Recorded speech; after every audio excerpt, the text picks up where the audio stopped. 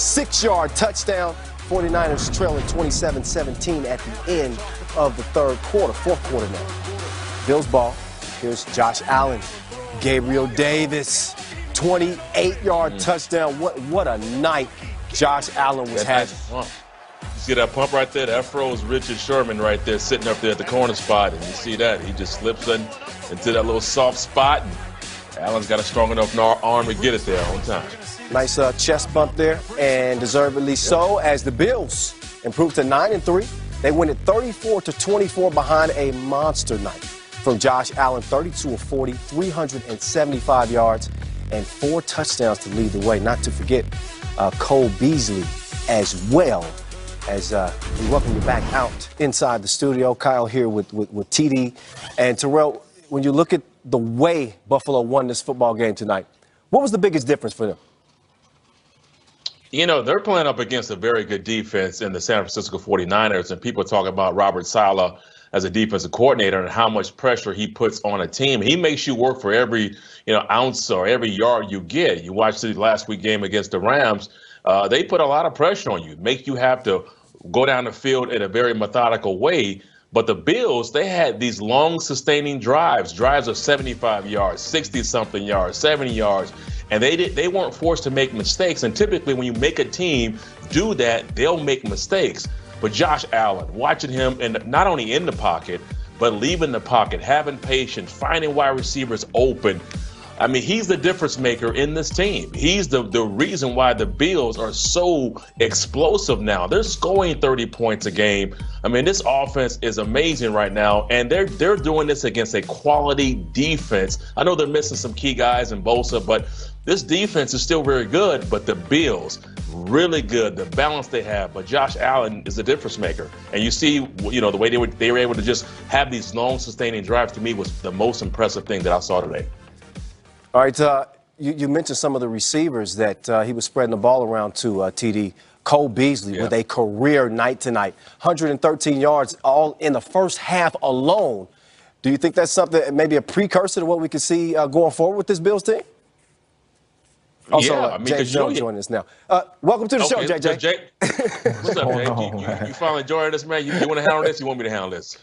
Man, this technology stuff, man. I need Puma and I need all them guys over there, man, that's back there behind the scenes. Come help me. So, JJ, talk to me. What'd you think about Cole Beasley tonight? Man, I loved everything about Cole Beasley and this Buffalo Bills offense. Man, they had the Niners on their heels all game long. The Niners didn't know what was coming. I mean, this was an excellent job by the OC of the Buffalo Bills. I mean, he spreaded these dudes out at times, and he let Josh Allen go to work, and then he put in the jumbo package, and he let those guys run the football go to work. And Josh Allen did this. He was using his legs. He was getting it outside the pocket. He was buying extra time for his receivers to get open against that good secondary in San Francisco. And they went to work tonight. But Cole Beasley is one of those sure-hand guys that's going to always be where he's supposed to be. He's an excellent route runner, excellent communication with the quarterback. He's always where the quarterback needs him to be. And Josh Allen is looking for him and finding him. And with the ball in his hands, he is hard to bring down and hard to stop. But the Buffalo Bills had it going. You don't really see the Niners defense on their heels like this too much. And Josh Allen and the Buffalo Bills got after him today and had this Niners defense on their heels. And I don't care who the Niners defense is missing. They still got a very good defense, and they did not know what was going coming at them today. TD, the Bills have won 5 of 6. Their only loss coming courtesy of the Hail Murray. Just how legit are they? They're legit.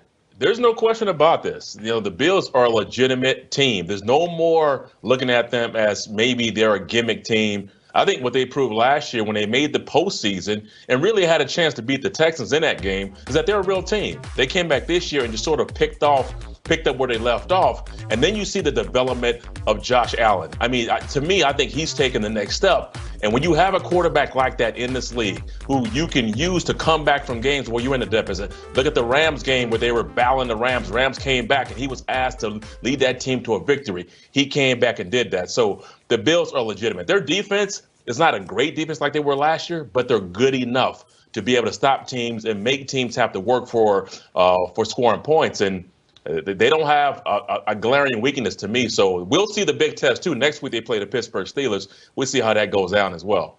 All right, JJ, talk to me about this San Francisco 49ers team. They fall to 5-7, but they could potentially get Jimmy Garoppolo back before season's end. Kittle as well. What are their chances, in your estimation, of maybe sneaking into the playoffs? Well, I mean, first and foremost, I mean, it's one game at a time. But second of all, they got to win out. You know, you got to probably finish 9-7 if you want to get in the playoffs in the NFC. But listen, you spoke on it. They get Jimmy G back. You're probably going to get George Kittle back, you know, on the field too, who's probably just as big as Jimmy Garoppolo because he can do everything, man. He's a blocker. He's a pass catcher. I mean, shoot, he motivates that football team. When he's in there, they're a totally different ball club. So if they could get those two guys back by their next game, then I'm going to say the Niners have a chance to win this thing out. I mean, you see the schedule right there. It's a very winnable schedule. I'm going to say they have a chance to win out and sneak themselves in the playoffs. And I'm telling you right now, if those two dudes are here, is getting healthy, the Niners can be scary.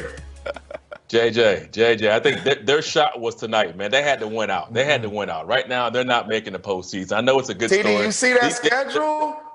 Yeah, they still have Seattle to play. They still have Arizona to play. I mean, that's it. Come on now. What you mean that's it? Hold on. So now we're just disrespecting the Washington Football Club, right? We're just saying that they're just an easy win, right? We're just going to say that. We're just going to chalk that up as a dub. No. We're not disrespecting nobody, but I'm looking at two NFC East teams right here. So what? That's what I'm looking at. And I'm looking at the records in the NFC. So those are winnable games for them. And then the last two is division games, man. No more records, man. No, the Giants just went to Seattle and won that game. So no more records. No more. You know that. Can't do records no more. They're not making the postseason. Get them, TD. Kyle Shanahan does deserve some credit, given the injuries that the 49ers have dealt with this year. Whether they make the postseason or not, done a great job kind of keeping that team afloat. Meantime, this game produced some fantasy studs as fantasy managers getting ready for the playoffs. As you see, Josh Allen with his 4-touchdown night, 30 big ones to lead the way. He and Cole Beasley both with big nights as well. You remember Logan Thomas and what he was able to do in the early Monday game. So some studs for sure here on our Monday night lineup. Fantasy Live's Marcus Grant now joins us. Marcus, Josh Allen seems to be well past that midseason slump. He balled out tonight, 4 touchdowns, 375 yards. Are you in on him moving forward? Absolutely. At the first start of the season, the first 3 or 4 weeks, we were talking about Josh Allen as a fantasy MVP. I mean, people were talking about him potentially as the NFL MVP. That sort of died down midseason because he did go through a little bit of a rough patch, but he has come back in a big way lately. 27 or more fantasy points in 3 of his last 4 games. And doing it tonight against this 49er defense really gives you confidence to start him the rest of the way. I mean, you were probably starting him because he's been so good, but now you can really feel confident regardless of who the matchups are. I know he's got the Steelers coming up next week. So even just looking at that, you got to feel pretty good that Josh Allen could end up being the guy who leads you to a fantasy championship. Meantime, in the early game, running back Antonio Gibson was trending up after that 3-touchdown performance on Thanksgiving. He injures his toe early in the game, left did not return. No word on how long he will be out, but what's the contingency plan if you happen to have him on your squad?